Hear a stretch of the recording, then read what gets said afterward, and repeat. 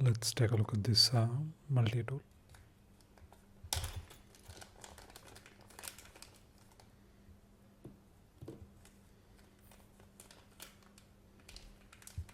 Again, this is how the tool looks.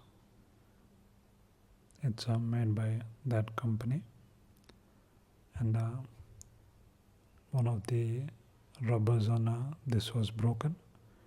That's why you cannot put it here. You can see from this one there is a small rubber band which is holding the screw bit in place. It holds it quite securely. Again, this packs quite a few features. You get a nail remover, with a wire cutter,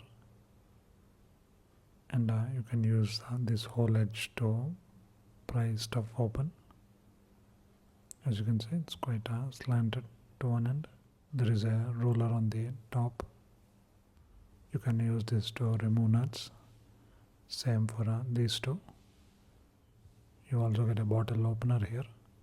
Use these screw bits with this hole. That's how they go in, and you can use the tool like this or like this. Once you're done, you can store them here.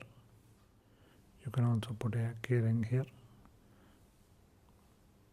This costs around 175 rupees or around $3 or so. Quite nice. Check it out.